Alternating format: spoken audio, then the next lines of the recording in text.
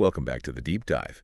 Today, we're unpacking a really fascinating character, Ilan Gull. He's coming up on his 70th birthday. Right. And the sources you've provided, I mean, they paint this incredible picture. A man who's, well, more like a force of nature, really. Yeah, a whirlwind. That's a good way to put it. Yeah. Intellect, passion, just this amazing zest for life. Exactly. So get ready because this deep dives into his world. It's definitely not going to be average. Absolutely. So our mission today, as we sort of dig through these sources, is pretty simple, really. We want to pull out those really fascinating nuggets about Elon's life. Everything from the family stories you mentioned to his deeper intellectual side, his philosophies. Bring it all into focus for you. Sounds great. It should be insightful, engaging, and honestly probably quite funny, too. Oh, definitely humorous. Let's dive in. Okay, so let's start at the heart of it all. His family. It's clear from the sources he's a patriarch, right? The center of this really vibrant, loving clan. Absolutely. He's right there in the middle. It's not just a title. You feel his presence. And the warmth in those connections just, well, it leaps off the page, doesn't it? Like with his wife, Osi. Yeah, the relationship there seems wonderful. Lots of playful banter. The sources mentioned they travel a lot. Paris, Crete, just gathering experiences together. And Osi has this nickname for him, Neshempki.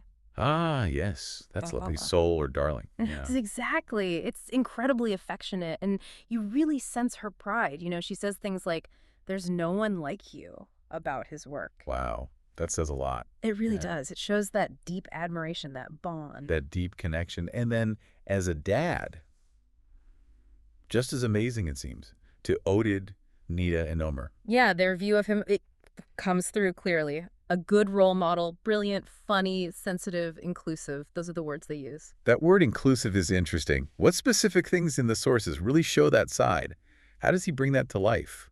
Well, that's a good question because it's more than just, acceptance. It's the thoughtful things, like giving Omer that Yuval Noah Harari book before a trip. Right. It's not just a present. It's like an invitation to think bigger, explore ideas.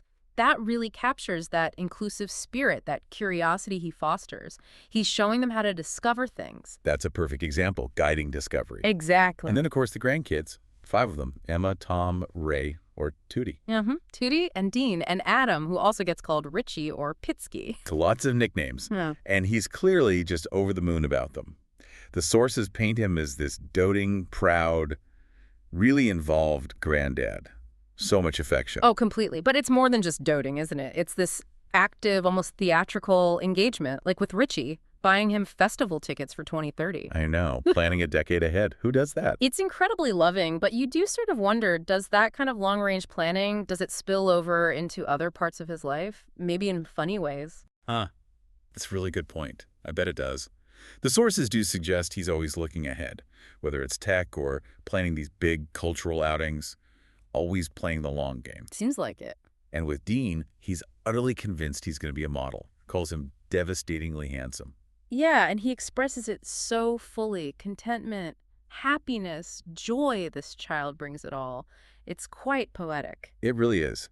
And for Tootie, her perfect poses, suggesting sending pictures to her gymnastics teacher calling her queen. It's just wholehearted enthusiasm. And then there's Tom, praised for his gentle look, but also his maturity. Right, like advising Emma about excitement versus fear before a flight. That's quite insightful for a kid. It is. And apparently he gives polite feedback on food, too, like black pasta with seafood. Very specific. Wow, and Emma engaging in philosophical chats. You can really see Elon's influence shining through in all of them, can't you? That multifaceted mind reflecting down. Definitely, it's a reflection. It does make you wonder, though, how does someone manage such deep engagement with so many people and still have, his own life? Right. But he does. He seems to balance it incredibly well. And the family stories? Yeah. Oh, they're just brilliant. My favorite has to be the wine request. Nita, during her pregnancy. Oh, yes. Tell us that one again. She asks for a small glass of chilled wine, and his response, described as heroic in the sources, is just classic Elon. Only a small one. A fine white glass. Don't be tempted by the bottle. I'm truly proud that you are my daughter, and my genes are continuing as they should. That's perfect. It's got everything, the humor, the protectiveness, that little bit of almost aristocratic pride. Exactly. It's unforgettable. And speaking of unforgettable, that Harriet's password story. Oh, the password incident. That's another great one. Nita gets locked out, right? Yeah. And Ilan has to confess Herod's flagged her usage because she was, well, using his account. He says, in short, you've been exposed. Brilliant. Just a wonderfully real, funny moment. Captures that family dynamic perfectly. So the picture of Ilan, the dedicated family man, is crystal clear. But then you peel back that layer, and there's this whole other dimension, his mind. Oh, absolutely. The sources really show him as a true polymath. His intellect is just as broad and dynamic as his heart is warm. It's quite striking, the sheer range of his curiosity. He's not just, like, dipping his toe in. He seems genuinely ahead of the game in a lot of areas. Definitely. Like they call him a visual ninja. Yeah. What a great description. Mhm. Designing birthday greetings, event invitations with real flair. It suggests this sort of hidden artistic side. It really does. And then there's the crosshair eye, the big data artist, and now 8i too. Always one step ahead, the sources say, in adopting tech. Always one step ahead. That sums it up perfectly. And his interest in nuclear fusion, it's described as almost obsessive. Right. He sees it as a revolution in human development.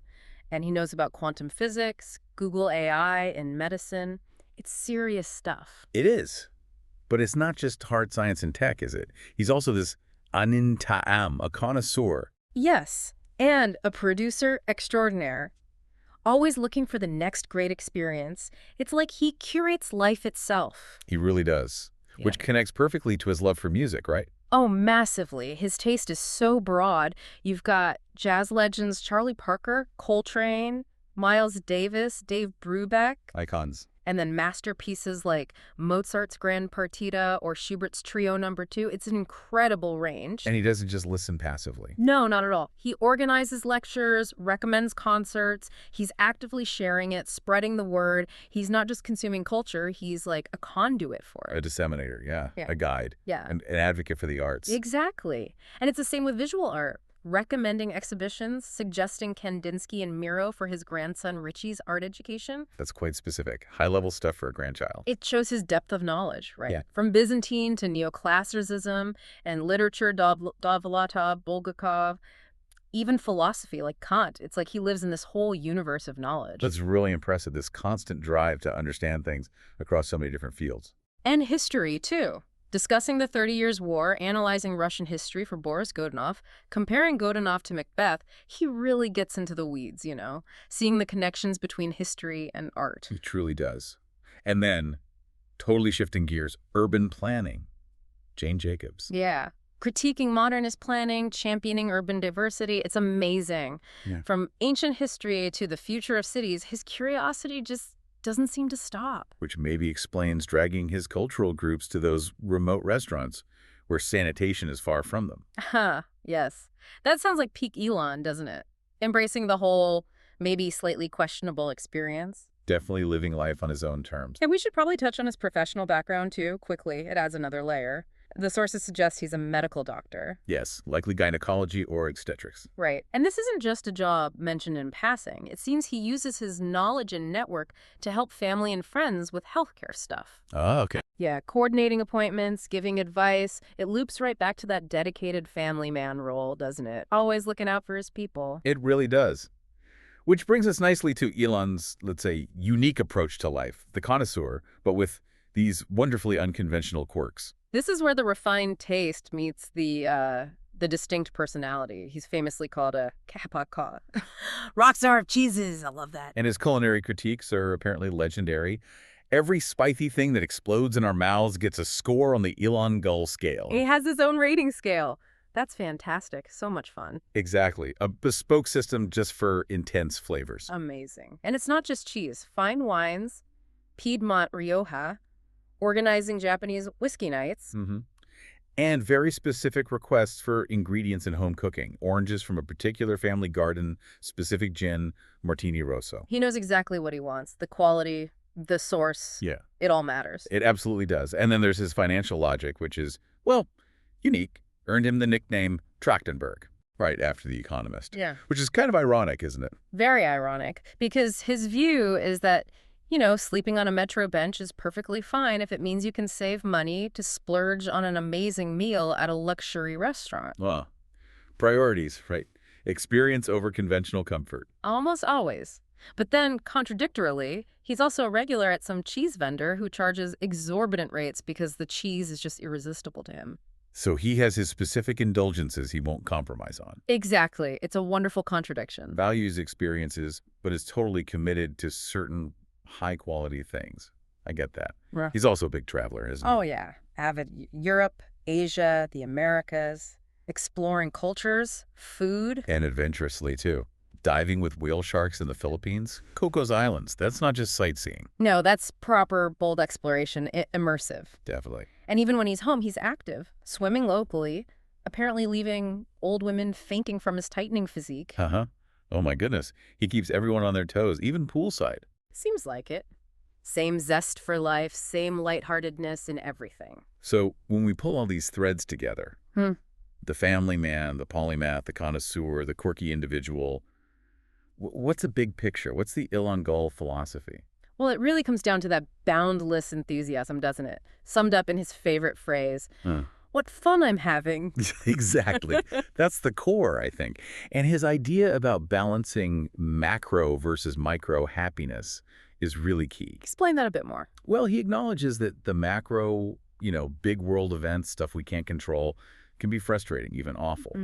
But he believes that in the micro, our personal lives, the everyday joys, there's always a reason to wake up and find that fun. So that's a really powerful outlook. It's not ignoring the bad stuff, but consciously choosing joy. Precisely. It's a deliberate choice, a kind of resilience almost. And that philosophy clearly shapes everything, including his humor, which the sources say is sharp, witty, sometimes unfiltered. Right. He makes intellectual critiques, observes things like waves of mutual hatred. His zest for life isn't naive. It's informed. It's chosen despite the chaos. Which makes it even more admirable, I think. I agree.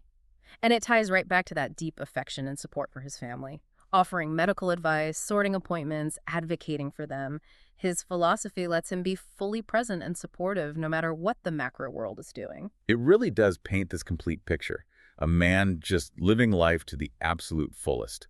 Always engaged, always learning, always sharing his passions, his wisdom, his unique humor. He's a true original. Absolutely. A one-off. So we've journeyed through Ilan Gull's incredible world, the dedicated patriarch, the boundless polymath, the discerning connoisseur with those fantastic quirks.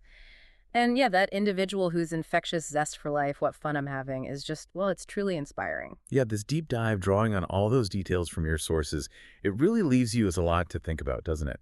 Maybe it inspires you to find your own Ilan Gull scale for life's spicy moments. Huh, I like that. Or maybe embrace a bit of that Trachtenberg logic, prioritizing experiences, perhaps. His mix of, highbrow intellect and just really down-to-earth enjoyment. It kind of challenges you to figure out what really brings you joy. For me, it's definitely that reminder about the macro and the micro. That even when the big picture feels overwhelming, we can consciously choose to lean into those small personal joys. So thinking about Ilan's philosophy, maybe the question for you, listening, is what small, everyday micro joy are you going to intentionally seek out and celebrate today? Something that makes you genuinely feel, even for a moment, what fun I'm having. That's a great thought to end on. Thank you for joining us on this fascinating deep dive. We'll see you next time.